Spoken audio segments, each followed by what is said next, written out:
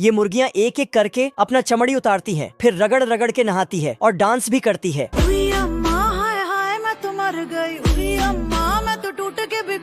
बदक उनको नया चमड़ी वाला कपड़ा पहनाता है। उसके बाद बदक मुर्गियों के लिए जलपान देती है तो मुर्गी उसे खाने लगती है। ये देना। जलपान होने के बाद बदक घर पे चलो। फिर सभी मुर्गियों को वापस घर ले जाने लगता है और रास्ते में थोड़ा बहुत कहानी भी सुनाती है। अच्छा। मुर्गियाँ घर के अंदर आता है तो बदक उनके लिए गाना बजाता है। गाना के साथ साथ फुल जोश में ढोल भी बजाता है। तो मुर्गियाँ खिड़कियों से निकलता है और अनलिमिटेड अंडा देकर दूसरे खिड़की से अंदर जाता है और फिर बाहर आता है। मैं जीजा जी का होटल है। साला बदक जल्दी जल्दी से ढोल बजाता तो मुर्गियाँ भी जल्दी जल्दी अंडा देती हैं। अरे रुक जा। ये मुर्गियाँ तो बहुत ही एडवांस हैं। बतख चुपके से निकलता है पर इसको बर्तन में डालकर पकाने ले जाता है पर ये भाग जाता है, लेकिन ये साला इसके ऊपर नमक मसाला डालने लगता है। कलुआ बतख भागते भागते ऊपर छिप जाता है। किधर है? किधर है? लेकिन यहाँ पर एक पहले से चाकू लेके हाजिर था तो ये फिर नीचे जाता पर वहाँ ये घात लगा के खड़ा था, लेकिन गलती से दूसरे आदमी को ही उठाकर बर्तन में डालकर साफ सुथरा करके पकने के लिए डाल देता है। तेल का ऑमलेट बनाऊंगा। लेकिन तभी फिर कलुआ बतख को बंदूक दिखा देता है तो बतख अपने जैसा बहुत सारा नकली बतख छोड़ देता है। तो ये सबके ऊपर धड़ाधड़ बंदूक चला देता है। तभी असली वाला बतख फिर इसको पकड़कर चूल्हे में डाल देता है पर ये सबको कुछ देना चाहता है। इसने अपना बक्सा खोला जिसमें से बहुत सारे गर्मा गर्म खाने पीने का सामान निकलता है। आजा आजा। फिर साला ये दोनों तो लेकिन तभी भुक्कड़ चूहों का फौज खानों पर हमला कर देता है और सब खाना खत्म कर देता है। ये लंबू मछली उलझन से निकलता है और सुअर के पीछे नहा धो के भागता है। इधर ये बड़ा मछली खराटे ले रहा था तभी सुअर आता है और अंदर चला जाता है। नहीं। सुअर निकल के भाग जाता है तो एक सिंह वाला मछली सुअर को साला सुअर एक हथौड़ा उठाता है और सिंह को मोड़ देता है, फिर आगे भाग जाता है। लेकिन आगे ऑक्टोपस ने इसको धर लिया। फिर सबसे पहले इसके पिछवाड़े में 2 थप्पड़ लगाया, फिर कस के पकड़ लिया। लेकिन ये सब तो इस सुअर का सपना था। नींद खुलता है तो साला रस्सी में बंधा हुआ पाता है। ये कैसे हो गया? फिर इसने रस्सी खोल के फेंक दिया और सभी पकड़े हुए मछलियों को भी।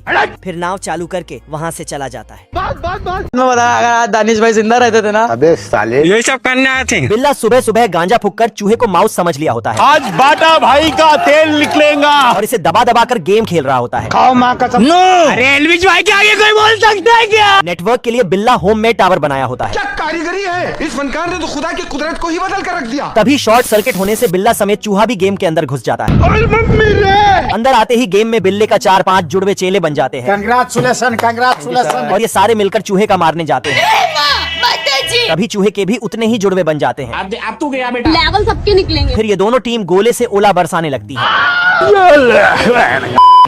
तभी बिल्ले की टीम चूहे को उड़ा देती है। ये देख चूहा बिल्ले को निस्ते नाबूद कर देता है। अरे मैं तो पूरा काला हो गया यार। सिस्टम पार देंगे। तभी बिल्ला चूहे की टीम को उड़ा देता है। ये देख चूहा बिल्ले के सिर पे बैठ जाता है। तभी बिल्ला इसे हटाने के चक्कर में गेम ही हैंग करवा देता है और कुछ ही देर में दोनों चिरकुट बाहर आ जाते हैं। हे प्रभु। ये कॉकरोच मजे से चाय में बिस्किट डुबा डुबा के खाता है। फिर एक कुकीज लेता है और उसे मोटर में लगा के खाता है। इधर कुछ कॉकरोच एक बड़े से ब्रेड को धकेल के लाता है, फिर उसमें एक होल करता है अच्छा। और गोल गोल घुमा के आगे लाता है, फिर उसमें मसाला और चटनी डाल के ठोक देता है। चलो।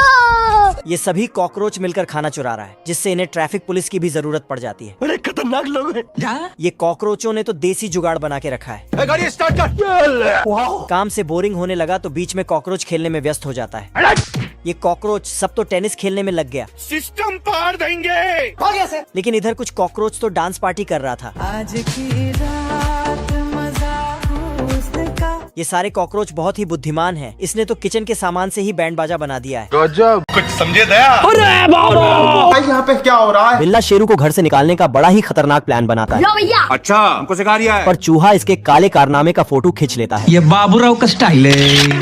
तू मुझे गलत मत बोल। तभी बिल्ले का प्लान सक्सेसफुल हो जाता है ओ भाई ये क्या है? मैं नहीं बताऊंगा। तेरे नाम का कुत्ता पालो साले। और इधर ये बिल्ला शेरू को बाहर निकलवा कर अंदर मजे मार रहा होता है। साले को बम से उड़ा दूंगा एक बार हाथ में आ जाए तो। तभी साला ये चूहा उसके कारनामे का फिल्म बनाने वाला था और बिल्ले को वो फोटो दिखाकर आदमी के पेपर में डाल देता है। खेलेगा फ्री फायर। तेरी बहन ब्याह करवा का। तभी चूहा छमिया के फ्लैग में वो फोटो डाल आता है। पानी नहीं मिलता, सारी रात पानी के लिए परेशान। साला ये चूहा बिल्ले की पिक्चर रिलीज करने पे लगा होता है। अब तू गया बेटा। बिल्ला अपना सबूत मिटाने के चक्कर में खुद ही मिटने वाला था। बाबू खत्म। चूहा जिधर देखो उधर बिल्ले के काले कारनामे का पोस्टर लगाया होता है। तभी चूहा फोटो को उड़न छू कर देता है मंजिल को भुला। और फोटो को काटने के चक्कर में बिल्ला अपनी कटवा बैठता है। हे प्रभु। ये कॉकरोच मैडम बहुत सारे मेकअप करती है, फिर एक लाल कपड़े का जुगाड़ करके उसे पहन लेती है तो ये लाल परी बन जाती है। उसके बाद बोलती है कोई हमें भी पटा लो, गरीबों की दुआ लगेगी। तभी एक मजनू कॉकरोच उसके पास हाजिर हो जाता है। इस बार रिक्स लेने का ही नहीं है। ये साला कॉकरोच नकली दांत को मीट दिखाता है। यहाँ रहने वाला तोता पिंजरे से निकल जाता है और कॉकरोच को डराने लगता है। कौन है बे? दौड़ते दौड़ते मग में छिप जाता है, फिर नल से बाहर होकर क्या रे भिख मंगिया। तो तोता गैस चालू कर देता है, जिसके बाद कॉकरोच अंदर डुबकी लगाने लगता है। बड़े खतरनाक लोग हैं। इधर लाल परी अपना जलवा दिखा रही थी, जिससे तोता इसे उठा के ले जाने लगता है। लाल परी अपनी जान बचा के भागती है, लेकिन तोता इसे फिर से पकड़ लेता है। पर तभी मजनू कॉकरोच आता है और गैस चूल्हे में आग लगा देता है। तोता दुम दबा के भाग जाता है। फिर ये दोनों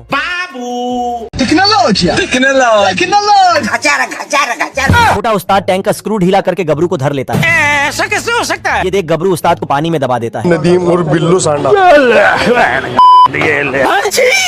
तभी ये गबरू को काली कोठरी में डाल देता है। जूस पिला दो मौसम्बी का। इस बार गबरू ऊपर ही ऊपर निकलने का कोशिश करता है। ऐसा मत करो मेरी जान, लाइफ में कुछ अच्छा करो यार। अमेरिका क्या कहता था? क्या हो तुम? आज हम कहते तू क्या है बे? ये देख छोटा उस्ताद छोटा सा गिफ्ट नीचे भेज देता है। तोबा बाप रे। तभी वहाँ धोबी वाला कपड़े लेने आ जाता है। चलो, अच्छा क्योंकि मैं जानता हूँ।